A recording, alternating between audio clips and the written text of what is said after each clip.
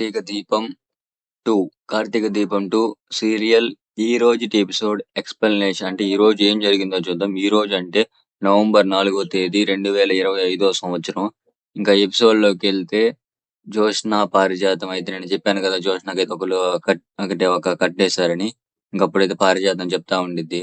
నువ్వు ఈ ఆస్తినంతా అనుభవించి ఒక మహారాణిలాగా అంటే ఉంటావనైతే నేననుకున్నాను. కానీ మీ అమ్మ చెప్పిన మాటలు ఇన్న తర్వాత అసలు నిన్ను మహారాణిలా చూడాలో, పని మనిషిలాగా చూడాలో, అసలు ఉన్న ఆశ మొత్తం నాకైతే పోయింది. అది ఒకవేళ బయట పడిందే అనుకో, మార్చినందుకు నన్ను బయటేస్తారు. నన్ను బయటికి పంపించి మెడకి గంటేసి మళ్ళా పోలీసులకైతే అప్పచెప్తారు.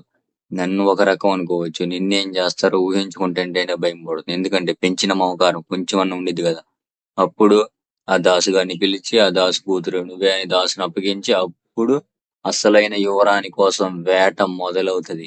అదేదో సినిమాలో 20 సంవత్సరాల నుంచి తను వాళ్ళ కూతురు కోసం ఎదురు చూసి ఆ కూతురు మీద ఆస్తి రాస్తారన్నారు చూడు. అలాగే నిజమైన యువరాణి కోసం వేట మొదలయ్యి ఆ యువరాణి మీద ఆస్తి అంతా రాస్తారు. అప్పుడు అది దాసుగాడి దగ్గర అప్పుడు నువ్వేం చేయాలి?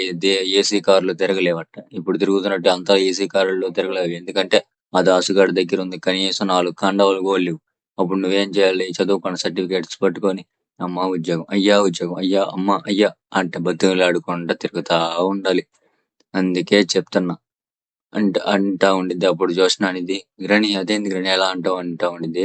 అప్పుడు పారిజాతం అనిద్ది, "అదే నిజం. నేను చెప్పిన మాటిని ఇప్పటికన్నా ఎవరో ఒకరిని చూసి పెళ్లి చేసుకో. సగమన్నా సేఫ్ సైడ్ ఉంటావు" అనేది చెప్పిద్ది. అప్పుడైతే జ్యోత్స్న అనిద్ది, "నువ్వు నేను చెప్పుకుంటూ నువ్వు ఇలా చెప్తావు" అనైతే విదిలించుకొని వెళ్ళిపోయిద్ది. జ్యోత్స్న అయితే అప్పుడు పారిజాతం అనుకునిద్ది. జ్యోత్స్న జో ఆగవే అనిద్ది. అదైతే ఆ జ్యోత్స్న అయితే వెళ్ళిపోయిద్ది. అప్పుడు పారిజాతం అనుకుంటా ఉండిద్ది. ఇదెందుకు మాటినిద్దిలే. ఎంతైనా ఇదంతా నా పోలిక గదా! ఎందుకు మాటినిద్ది నా బుద్ధి తక్కువ కాపోతే అనైతే అనుకుంటా ఉండిద్ది. ఇంకా అక్కడి నుంచే కట్ చేస్తే అందరైతే డైనింగ్ హాల్ దగ్గరైతే ఉంటారు. ఇంకా అప్పుడే సుమిత్ర అయితే వస్తా ఉండిద్ది. శ్రీధర సుమిత్రతో అంటాడు, "చెల్లెమ్మ నీకోసం నీ అల్లుడు నీకిష్టమైన వంటకాలన్నీ చేశాడు. రా ఒక పట్టయితే పట్టు" అనైతే చెప్తాడు. ఇంక సుమిత్ర అయితే నవ్వుకుంటా వచ్చి చైర్‌లో అయితే కూర్చునిద్ది. ఇంకా అందరైతే భోజనం చేస్తా ఉంటారు. అప్పుడే అంటే అంటే దశరథ్, సుమిత్ర కలిసి కూర్చుంటారు. ఇంకా కాంచన, శ్రీధర్ కలిసి కూర్చుంటారు. అప్పుడు అప్పుడు దీప ఇంకా కార్తీక్ మనసులో అనుకుంటారు. దీప ఏమనుకునిద్దంటే, మా అమ్మ నాన్న ఇట్లా ఆనందంగా కూర్చోవడం కలిసి కూర్చోవడం నాకు చాలా ఆనందంగా అయితే ఉందని అనుకుంటా ఉండిద్ది. అప్పుడు కార్తీక్ అనుకుంటాడు. మా అమ్మ నాన్న అప్పుడు జోష్న అనింది కదా! మీ అమ్మ నాన్న కలపొచ్చు కదా! అంత ప్రేమ ఉంటే భార్యాభర్తలను కలపడం అని. అది గుర్తుకు తెచ్చుకుంటా చూస్తా ప్రేమగా మా అమ్మ నాన్న అటు కూర్చున్నారని అంటే ప్రేమగా చూస్తా ఉంటాడు. ఇంకప్పుడే జో అంటే కార్తీక్ అనుకుంటా అప్పుడు కార్తీక్ ఆలోచిస్తా ఉండగా అప్పుడు దీప అడిగిద్ది. "ఏంది బావ ఏదో ఆలోచిస్తున్నావు" అని అయితే అడిగిద్ది. అప్పుడు కార్తీక్ చెప్తాడు.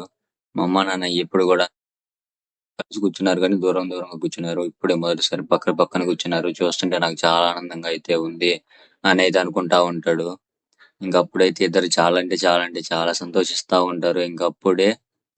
పారిజాతం, జ్యోత్స్న కూడా వస్తారు. అప్పుడు పారిజాతం ముసలాయన శివనారాయణ పక్కన కూర్చోబోయిద్ది. అప్పుడు శివనారాయణ చెప్తాడు, "నువ్వెప్పుడూ జ్యోత్స్న పక్కనే కూర్చుంటావు కదా! నా కోసం నీ అలవాట్లు మార్చుకోవాల్సిన అవసరం లేదు. ఎళ్ళని కూర్చోమంటాడు." "లేదు అందరూ జంటగా కూర్చున్నారు. నేను కూడా నా జంటతో కూర్చుంటాననేది" కూర్చోబోయిద్ది. అప్పుడు శివనారాయణ గట్టిగా, చెప్తున్నది అర్థం కావట్లేదా? ఎళ్లి కూర్చో అనేది అంటాడు. ఇంకా అయితే పారిజాతం అయితే అదిరిపోయి ఇంకెళ్ళైతే కూర్చునిద్ది. ఇంకప్పుడైతే అప్పుడు శివనారాయణ ఆలోచిస్తా అనుకుంటా ఉంటాడు. ఏమనుకుంటాడంటే ఎప్పుడు పెట్టే వాళ్ళ చెయ్యి ఎప్పుడు పైనే ఉండిద్ది. అంటే ఆ మాట ఎందుకు అంటాడంటే వాళ్ళిద్దరిని కూర్చొని తినమంటాడు. కానీ మీరందరూ తినిన తర్వాత తింటామనైతే అంటాడు. అప్పుడు శివనారాయణ అంటాడు పెట్టే వాళ్ళ చెయ్యి ఎప్పుడు పైనే ఉండిద్ది. తీసుకునే వాళ్ళ చెయ్యి ఎప్పుడు కూడా కిందే ఉండిద్ది. అలాగే ఎవరి వల్ల సంతోషం వచ్చిందో వాళ్ళు ముందల ముందల ఉండాలి.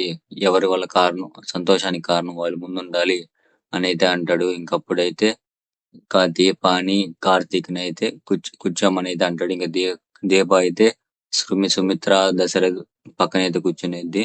ఇంకా కార్తీక్ అయితే వాళ్ళ అమ్మ నాన్న పక్కనైతే కూర్చుంటాడు. ఇంకప్పుడైతే ఇంకా అప్పుడు ఇంకప్పుడు శివనారాయణ అంటాడు. ఏమంటాడంటే కడుపు నిండా తిని ఇప్పటికి మూడో రోజయింది అనైతే అంటాడు. ఇప్పుడు మీరందరూ ఇప్పుడు దీప, కార్తీక్ కూడా కూర్చున్నారు. అందరూ కొన్నారు కాబట్టి ఇది ఒక విందు భోజనంలాగా తయారైద్ది అంటా ఉంటాడు. అప్పుడు దశరథ్ అంటాడు, నాన్న నాకైతే ఒక చిన్న కోరికుంది ఇంకా అనేది అంటాడు. అప్పుడు దీపని, సుమిత్ర, దశరథ్ మధ్యలో అయితే కూర్చోబెట్టుకుంటారు. అప్పుడు పారిజాతం అనిద్ది, మీ కూతురు జ్యోత్స్న దీప కాదు, మర్చిపోయారేమో అంటా ఉండిద్ది. నా కూతురు ఎందుకు కాకూడదు అనేది దశరథ్ అయితే అంటాడు. అప్పుడు కార్తీక్ అంటాడు, ఏంది మావయ్య అంటా ఉన్నా ఇంకోసారను, నా కూతురు ఎందుకు కాకూడదు అంటా ఉంటాడు. అప్పుడు దశరథ్ అంటాడు, ఇప్పుడు రక్తం పంచుకొని పుడితే కూతురు ప్రేమ అనురాగాలు పంచాలంటే కూతురే కావాల్సిన అవసరం లేదు, దగ్గర బంధువైనా అయినా పర్లేదు అని అయితే అంటాడు.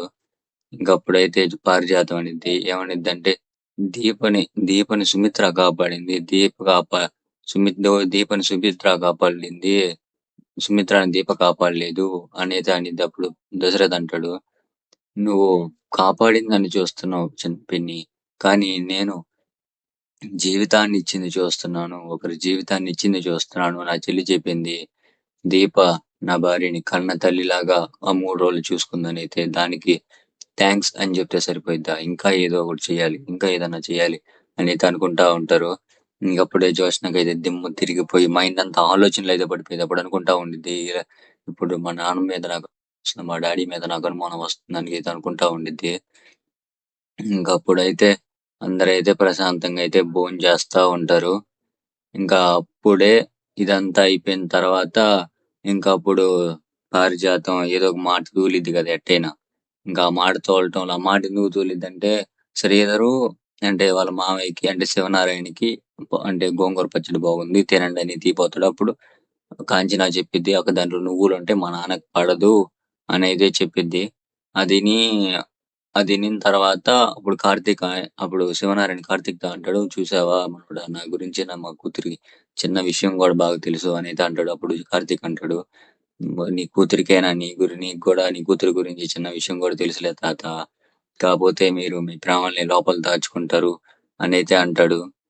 ఇంకప్పుడైతే పారిజాతం అనిద్ది, బానే తెలుసు మీ ప్రేమల్లో మమ్మల్ని కూడా సాంబార్లో మునక్కాళ్ళు బాగా ముంచినట్టు తీస్తున్నట్టు అయితే చేస్తున్నారు అని అయితే అంటాడు. అప్పుడు శ్రీధర్ అంటాడు, అవును పిన్ని, నీ మాటలతో అసలు సాంబార్ కంటే నీ మాటలు అద్భుతంగా ఉన్నాయి అంటాడు. అప్పుడు పారిజాతం అనిద్ది, మాటల మాటలు మాడటం ఆపు, నోరు మూసుకోమని ఇండైరెక్ట్ గా చెప్తున్నావు అంతేగా అనేది అంటాడు. అనేది అనిద్ది. అప్పుడు శివనారాయణ అంటాడు, మరి ముందులే అర్థం చేసుకున్నప్పుడు గమ్మునుండొచ్చుగా, ఎందుకు రేపుకోవటం, అనవసరంగా తిట్టించుకోవటం, తెలిసినప్పుడు గమ్మునుండు, ఎంత బుద్ధి జ్ఞానం ఉన్నప్పుడు గమ్మునుండాలి అని అయితే అంటాడు. ఇంకప్పుడైతే జ్యోత్స్న అయితే ఆలోచనలు అయితే పడిపోతా ఉండిద్ది. ఇంకప్పుడు పారిజాతం అయితే ఒకేసారి మొత్తం పట్టేయాలి అంటా ఉండిద్ది. ఎందుకంటే కార్తీక్ అయితే పారిజాతంతో డైట్ నడిపిస్తా ఉంటాడు. ఆ డైట్ అయితే ఈ రోజు ఎట్టో గట్ట ఈ రోజు గట్టిగా కుమ్మేయాలి, డైట్ కాకుండా అనేది గట్టిగా కుమ్మేస్తా బాగా అదిరిపోయేటట్టు తినిద్ది. అందరైతే ఆశ్చర్యపోతారు. ఇంకప్పుడే దీప అయితే ఒక ముద్ద నోట్లో పెట్టుకొని దగ్గు వచ్చింది. ఇద్దరైతే సుమిత్ర, దశరథ్ అయితే ఇంకా పైన నిధి తడతా మంచులు తాగిస్తా ఉంటారు. ఇంకా దీప అయితే చాలా అంటే చాలా సంతోషపడతా ఉండిద్ది. అది చూసి కార్తీక్ కూడా ఇలానే నేను చూడాలనుకున్నాను దీప అని అనుకుంటా ఉంటాడు. ఇంకా ఆలస్యం చేయకుండా నిజం కూడా చెప్పేయాలి అనేది అనుకుంటాడు. ఇంకా అక్కడి నుంచి కట్ చేస్తే అందరూ అయితే హాల్లో కూర్చొని ఉంటారు. ఇంకప్పుడే శ్రీధర్ దశరథ్తో అడుగుతా ఉంటాడు. అప్పుడు దశరథ్ ఏమంటాడంటే, ఇంకొంచెం ఉండొచ్చు కదా, అప్పుడే వెళ్ళిపోవటం ఎందుకు అని అయితే అంటాడు. ఇంకెళ్ళాలి కదా బావ, టైం అయింది అని అయితే అంటాడు.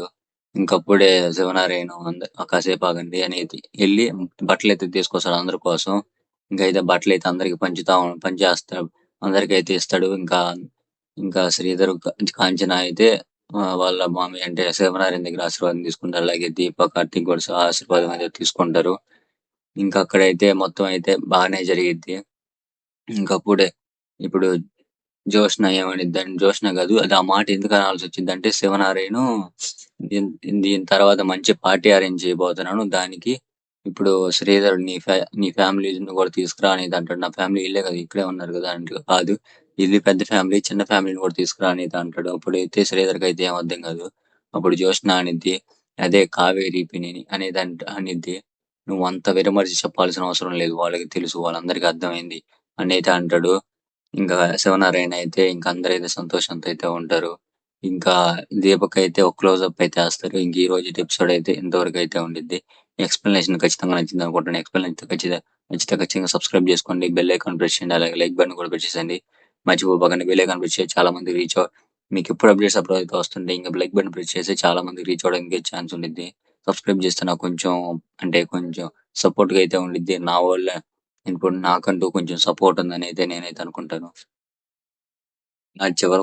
నా ఎక్స్‌ప్లనేషన్ చివరి వరకు చూసినందుకు మీరందరికీ చాలా థాంక్స్.